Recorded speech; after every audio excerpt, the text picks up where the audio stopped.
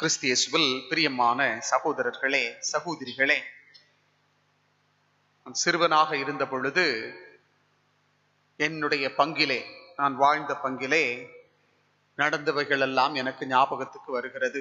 இந்த நாள் ஒரு சிறப்பான நாள். மெழுகுவர்த்தி திருவிழா என்று கொண்டாடப்படுகின்ற இந்த நாள்ல என்ன பண்ணுவாங்க அப்படின்னா, ஊர்லெல்லாம் ஆடு மாடு வளர்க்கின்றவர்கள் என்ன பண்ணுவாங்க, முதல்ல கண்ணுக்குட்டி போட்டுச்சுன்னா அந்த கண்ணுக்குட்டியை கோயிலுக்காக வளர்ப்பாங்க. அதே போல வீட்டுல காய்கறி தோட்டங்கள் எல்லாம் இருக்கும் பொழுது அந்த முதல் காய்கறிகளை எல்லாம் அதுக்காகவே வச்சிருப்பாங்க. எடுத்து அதுக்கு பூசணிக்காவோ அல்லது வேற ஏதாவது பல நாட்களாக தாங்கக்கூடிய அந்த வெஜிடபிள்ஸ், அந்த காய்கறிகள் எல்லாம் பத்திரமா வச்சுட்டு இந்த நாள் பிப்ரவரி மாசம் 2ஆம் தேதி கோயில்ல காணிக்கையா கொண்டு வந்து கொடுப்பாங்க.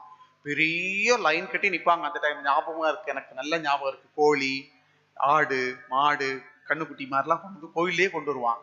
அப்பொழுதெல்லாம் எனக்கு இதெல்லாம் தெரியாது. இப்பொழுதுதான் நம் இந்த நாட்கள் போக போக இறையில் படிக்கும் பொழுதுதான் இதனுடைய அர்த்தமும் ஆழமும் புரிகிறது. அது மட்டும் இல்ல, என்ன பண்ணுவாங்க அப்படின்னா, பிறந்த குழந்தைகளை, திருமுழுக்கு பெற்ற குழந்தைகள் அல்லது சின்ன குழந்தைகளை இந்த நாள்ல, அது முக்கியமா முதல் குழந்தையா இருந்துச்சுன்னா அந்த குழந்தைகள் எல்லாம் கோயிலுக்கு கொண்டு வந்து பீடத்துக்கு முன்னால படுக்க வைப்பாங்க. அந்த குழந்தைய படுக்க வச்சுட்டு பெற்றோர்கள் உட்கார்ந்து முழங்கால் படிக்கிட்டு நற்கருணை நாதரை பத்தி ஜெபிப்பாங்க. இதுதான் பழைய காலத்தில் இருந்த வழக்கம். இன்னைக்கு அந்த பழக்க வழக்கங்கள் எல்லாம் மாறி போய்விட்டது, அதெல்லாம் கடந்து போய்விட்டது.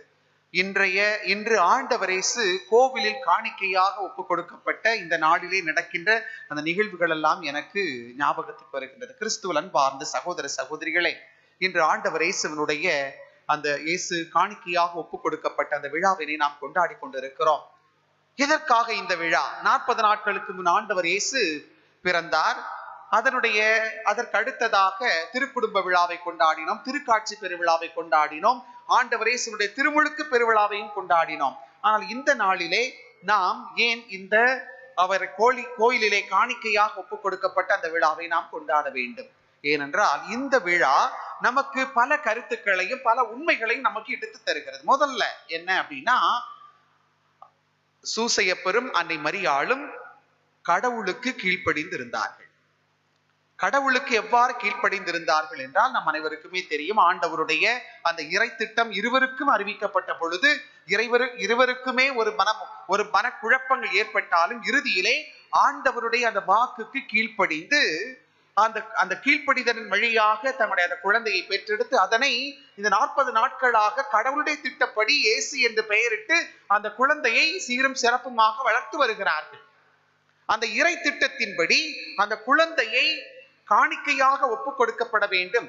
ஏனென்றால் ஆண்டவர் இயேசு கிறிஸ்துவுக்கு இயேசு என்ற பெயரும் இடப்படுகிறது. கோவிலிலே அந்த தலைப்பெயர் அனைத்துமே கோவிலிலே காணிக்கையாக கடவுளுக்கு ஒப்படைக்கப்பட வேண்டும் என்பதும் இறைவனுடைய திட்டம். அதனை இவர்கள் நெறிப்படுத்துகின்றார்கள். அதனை கீழ்ப்படிதலின் வழியாக சூசையப்பரும் அன்னை மரியாளும் கடவுளுக்கு கீழ்ப்படிதலின் அடையாளமாக குழந்தையை கோவிலிலே காணிக்கையாக ஒப்பு கொடுக்க வருகின்றார்கள். இரண்டாவதாக, யூத சட்ட திட்டங்களை அன்னை மரியாளும் யோசேப்பும் சரியாக முறையாக கடைபிடிக்கின்றார்கள். என்ன செய்யறாங்க? சட்டத்திட்டம் என்ன சொல்லுது அப்படின்னா, தலைப்பேறு அனைத்துமே கடவுளுக்குரியது, முதல் பிள்ளைகள் எல்லாமே கடவுளுக்குரியது, ஆடு மாடு முதல்ல கண்ணு போட்டுச்சுன்னா அது கடவுளுக்குரியது, முதல்ல விளைச்சல் வந்தால் அது கடவுளுக்குரியது. இவைகள் எல்லாம் நாம் பழைய ஏற்பாட்டு நூல்களிலே பார்க்கும் பொழுது இஸ்ராயல் மக்கள் அனைவருமே கடவுளுக்கு தன்னுடைய முதல் கனிகளை எல்லாம் கடவுளுக்கு படைத்தார்கள். இது பாரம்பரியமாக இருந்தது. அந்த சட்ட திட்டங்களை அன்னை மரியாளும் சூசையப்பரும் நடைமுறைப்படுத்துகிறார்கள். ஆண்டவர் இயேசுவை கோவிலிலே காணிக்கையாக, தலைப்பேரை காணிக்கையாக ஒப்பு கொடுப்பதன் வழியாக இந்த குழந்தை கடவுளுக்குரியது என்ற மோசையினுடைய சட்ட திட்டங்களை தம்முடைய வாழ்விலே நிறைவேற்றுகின்றார்கள். அவர் இறைமகன் எல்லாம், என்னுடைய மகன் கடவுளுடைய பிள்ளை, அவரை ஏன் திருப்பி நான் கடவுளுக்கு ஒப்பு கொடுக்கணும் அப்படின்னு நினைக்கவே இல்லை. சட்ட திட்டத்தின்படி நடக்க வேண்டும், ஒழுக வேண்டும் என்பதை அன்னை மரியாளும் சூசையப்பரும் உணர்ந்திருந்தார்கள். அவர்கள் ஒரு நல்ல பெற்றோர்களாக, நல்ல இறைவனுக்கு கீழ்ப்படிந்து வாழுகின்ற நல்ல பெற்றோர்களாக இருந்தார்கள். சட்ட திட்டங்களுக்கு கீழ்ப்படுகின்ற அந்த நெறிமுறைகளை கடைபிடிக்கின்ற நல்ல பெற்றோர்களாக இருந்ததால் ஆண்டவர் இயேசுவை கோவிலிலே காணிக்கையாக ஒப்புக் கொடுக்கின்றார்கள். மூன்றாவதாக, ஆண்டவர் இயேசு கிறிஸ்து வாழ்ந்த அந்த குடும்பம், அன்னை மரியாளும் சூசையப்பரும் வாழ்ந்த குடும்பம் ரொம்ப எளிமையான ஏழையான குடும்பம். என்ன பண்ணுவாங்க, அதாவது யூத கலாச்சாரத்துல குழந்தைய கொடுத்துட்டு அதுக்கு பதிலா ஏதாவது ஒண்ணு கொடுத்து அப்புறம் குழந்தைய திருப்பி வாங்கிக்குவாங்க. நம்ம கிராமங்கள்ல சரி, நிறைய அந்த திருவிழா காலங்களிலே இந்த பொருத்தனைகள் எல்லாம் நிறைய இருக்கும். இதெல்லாம் நடைமுறைப்படுத்து இதெல்லாம் இந்த விழாவிலிருந்து தோன்றியவைகள் தான். என்ன பண்ணுவாங்க, குழந்தைய கொடுத்து காணிக்கையா கொடுத்துருவாங்க. அதுக்கப்புறம் என்ன பண்ணுவாங்க, அதற்கு ஈடாக ஒன்றை கொடுத்து அப்புறம் குழந்தையை பெற்றுக் கொள்வார்கள். குழந்தைய அப்படி விட்டுட்டு போக மாட்டாங்க. நம்முடைய நடைமுறை வாழ்க்கையில் அது நடக்கிறது. ஆகவே அந்த யூத கலாச்சாரத்துல என்ன இருந்தது அப்படின்னா, பணக்காரர்கள் என்ன செய்வாங்க, அந்த குழந்தைக்கு ஈடாக பெரிய ஆடு அல்லது மாடு, பசு கன்றுகள் அல்லது மிகப்பெரிய விலை உயர்ந்தவைகள் எல்லாத்தையும் கொடுத்துட்டு குழந்தைய மீட்டெடுப்பார்கள். இவங்க 2 பேரும் ரொம்ப ரொம்ப பாவம், ஏழைகள், கையில காசு இல்லை, அவர்களுக்கு அந்த வசதி வாய்ப்புகளும் இல்லை.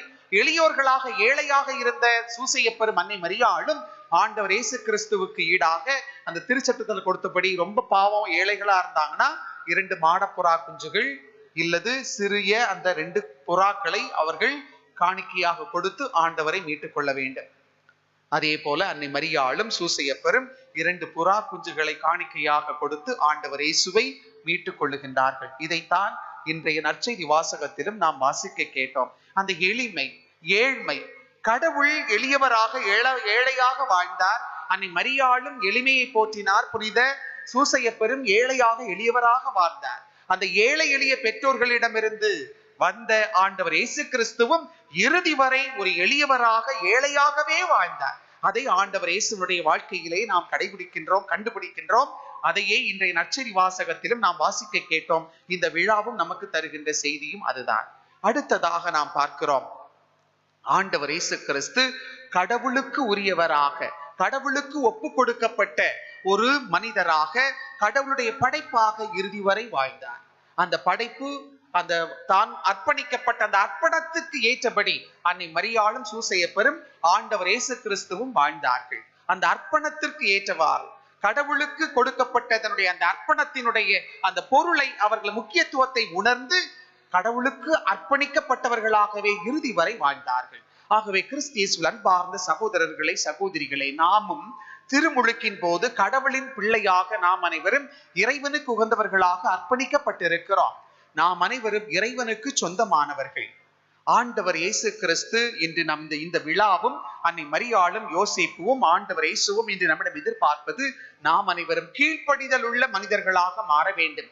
இந்த விழா நமக்கு தருகின்ற முதல் செய்தி, ஆண்டவர் இயேசுவை போல, அன்னை மரியாளை போல, புனித வளனாரை சூசையப்பரை போல நாம் அனைவரும் கீழ்ப்படிதல் உள்ள மக்களாக மாற வேண்டும், வாழ வேண்டும். இறைவனுடைய சட்ட திட்டங்களை நாம் கடைபிடிக்கின்ற மக்களாக, அவைகளுக்கு முக்கியத்துவம் கொடுக்கின்ற மக்களாக நாம் அனைவரும் மாற வேண்டும்.